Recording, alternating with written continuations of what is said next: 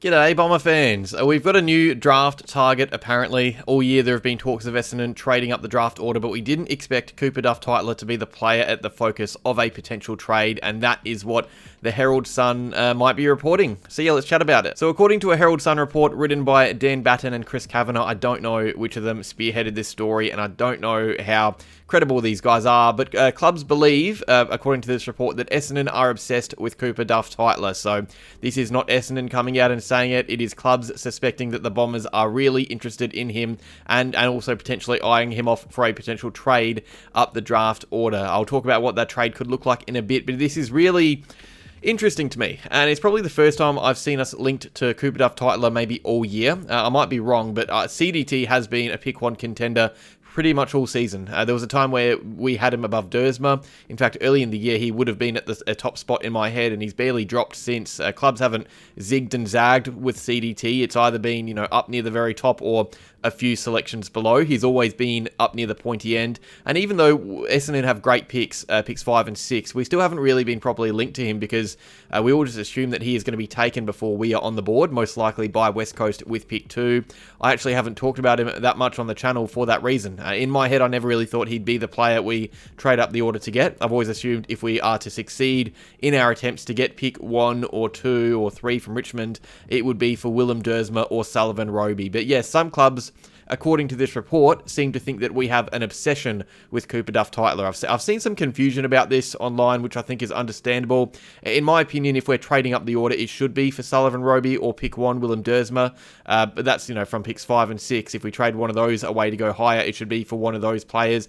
I don't think it's completely out of left field to go for CDT, but it's interesting. So you probably know a bit about CDT as a player. I'm going to sum him up quickly anyway, but I want to talk about what the Bombers might value out of him as a prospect more than anything today. So CDT, he is pretty much your perfect prototype modern day ruck. He is 2 meters tall. He is incredibly mobile. He's unbelievably athletic. He's very good on the ball as well. He's what many would call a fourth midfielder. His stoppage work is probably one of his main weaknesses. It's not that great. I've seen him beaten by some rucks. Sam Ainsworth from SA did really well to nullify his impact. But the work he does around the ground for someone of that size is just brilliant. It's definitely that Luke Jackson type style of ruck. I'd actually say he's probably the best ruck to come through the draft since Luke Jackson, and we know how good he is.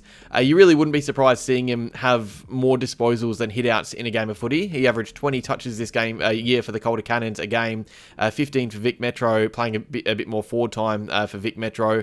And that's another thing you get with CDT as well. He's not just a main ruck, he's someone who can genuinely play up forward. He actually played a game for Essendon's VFL team this year and kicked 3 goals on debut. So he is a brilliant draft prospect. You can't deny that. And I think the reasons Essendon would be keen on him, I probably kind of center around the rule changes a bit in my head. I made a video the other day about the rule changes. There are 2 specifically that I think could really suit the style of ruckman that Cooper Duff-Tytler is. And, being that athletic, good leaping ruck, he'd be very happy that the rules have changed to bring leaping back at centre bounces. And the other one is reduced time from throw-ups at stoppages. Rucks now have to be fitter to get around the ground, and CDT is very fit. He ran a 2K time trial in 6 minutes and 21 seconds. That is the equal 7th best at the National Combine. That is a ruckman running the 7th best time at the National Combine. He also had the 8th best 20-meter sprint time. So, this is a 2-meter ruck who is rapid acceleration.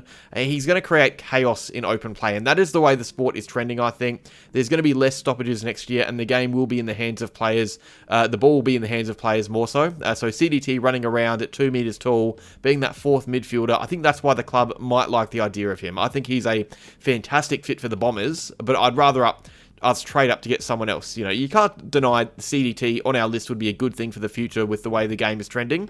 And I also think it's important to note that CDT has actually spent a bit of time with the club. I'll get to that in a second. But I'll just say again, so you guys are sure of my thoughts. I do think if we're trading up the order, it should be for a Sullivan Roby or a Willem Dersma.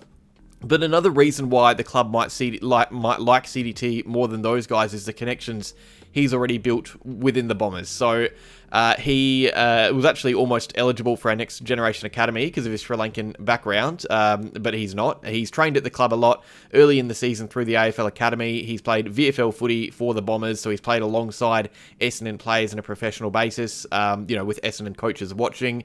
If any club in the competition knows about CDT more than another, it would be Essendon. I believe we would have spent the most time actually with CDT this year. I could be wrong, but that is what I'd think.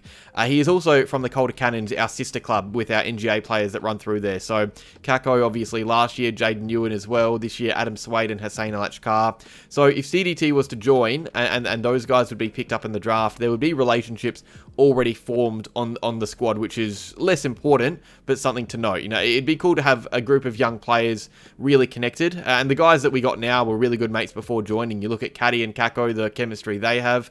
Johnson in there as well with them. Kako has also spent a lot of time this year with Hussein Alachkar, Adam Swade as well. Hussein and Huss are two really tight mates, and they both, CDT is their teammates. So you'd already see all these connections forming, which I think is a cool thing to bring to the club. You don't not only bring talented players through the doors, but ones that already have a high level of chemistry. So yeah, I think there are a few reasons why the club would be really interested in drafting Cooper Duff-Tytler. I don't think it's a horrible thing. I saw quite a few complain about it. I don't think it's anything to complain about. We don't even know if it's legit news yet. I'll talk about that in a second. But if we are to go up for Cooper Duff-Tytler, I mean, he's one of the very best draft prospects in the competition. Are there better prospects in my eyes? Yes, but it doesn't take anything away from CDT. Now, something to note before I talk about what a potential trade might involve, and I did just touch on this, it should be noted that the story claims Essendon's obsession with CDT is information from other clubs. It doesn't say we are obsessed, it says clubs believe we are obsessed. And that is important because it's secondhand information, and it's also not necessarily true if that's the case. So there are all types of games and tactics that teams will use when it comes to the trade and draft period, and one of them might be a way to secure a target with as little fuss as possible. I'm not saying this is necessarily the case, but if Richmond, for example, a team who might be keen on Sullivan Roby, if they were to discover that we might be as well, and we might be wanting to get pick 2 off West Coast to select Sullivan Roby before the Tigers can, they could look to find ways to beat us out in a trade to get him instead. So what this could also be is a tactic by Essendon to ensure its draft haul is as unpredictable as possible. You don't go into an auction telling those around you how much you're going to be bidding. This, there's every chance this could be a little play to keep our cards close to our chest while allowing clubs to think the opposite. And I'd hope that Essendon aren't outright telling teams which prospects they like the most. If we're to trade up the order like the report says we might, we shouldn't be telling teams which players we're doing it for. I obviously don't know how all this plays out in the end, but you'd assume the player is removed when it comes to pick swap negotiations, even though the Dons would be moving up for a specific player in this situation if this report is correct, and that specific player would be Cooper Duff-Tytler. So what would a trade look like? It would involve some work being done before, because we have, Essendon have been planning for a while to strike a deal to move up the order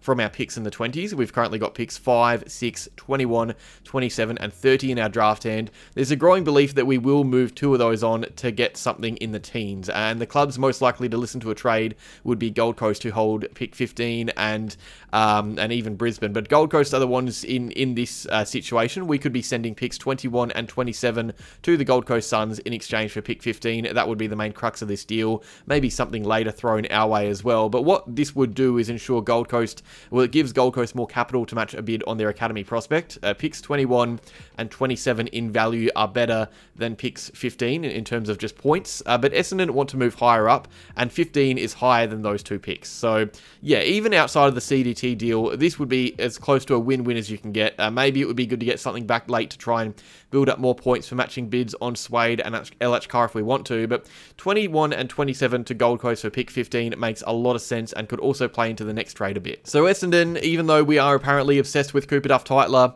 there's not really, I don't see a world where we get him with pick 5. I don't think he slides all the way to pick 5. I don't think, he's assumed to go at pick 2 with the Eagles, and if not, then Richmond would probably act. So Essendon are apparently looking at ways to trade up to pick 2 to get him, to select CDT. Now, that's going to be hard to get done. I don't think we're going to move up from 5 and 6. That's been my view for a little while now. I think we move up behind those picks like I talked about before, get something in the teens. But moving up, this trade looks complicated. So Essendon would be packaging one of picks 5 or 6, not both, but one of 5 or 6, and pick 15 that we got from the Gold Coast Suns to move up to pick 2 in this draft. That is the crux of what the report suggests. I would assume there would be sweeteners as well, later picks, but the big ones involved would be 5 or 6, 15, and getting 2 in return. If this was to happen, it would leave our draft end as picks 2, 5 or 6, and 30. Me personally, let's say this trade does happen, I don't think that's an upgrade on the draft hand that we currently have personally. I prefer 5, 6, and trying to get 15 below them. I think there'd be more value having 3 first-round selections inside the top 20 than 2 inside the top 10. Now, I get why some might disagree, and getting in a player in that top range would be massive, but it's not a lot to give up. It's a lot to give up, sorry, and it also might not even get the job done for West Coast, because the Eagles reportedly are more interested in trading future selections than current picks. So if we were to get pick 2 off the Eagles, in an ideal world for West Coast, they would be getting their hands on a 2026 first rounder from the Bombers, and I don't know if Essendon would be interested in parting ways with that. So yeah, look, it's in theory, you can see why this trade would make sense. I don't buy it. I don't think we're going to be moving up that high in the draft order. And if we did, I know that this is a report that other clubs are suggesting. I don't think it would be for Cooper Duff-Tytler. That's just my opinion. I do like Cooper Duff-Tytler a lot. I wouldn't complain if we had him. I don't think we'd be trading up the board to get him. So yeah, really to sum up this story, clubs seem to think we really want Cooper Duff-Tytler. Getting a trade done would be very difficult. I still don't think we move up the order. I'll talk about soon about moving up from picks in the 20s and why we should be doing that and who we should be targeting. But today, I mean, yeah, it's news, sure. I'm not reading into it too much just yet. But yeah, that is all. Cheers for watching, Bomber fans. Let me know what you think down below. Would you be okay with the club trading up for a Cooper Duff-Tytler, or would you rather it be a Sullivan, Roby, or Willem Dersma? That is all. Cheers for watching. Like, subscribe, and as always, go Bombers.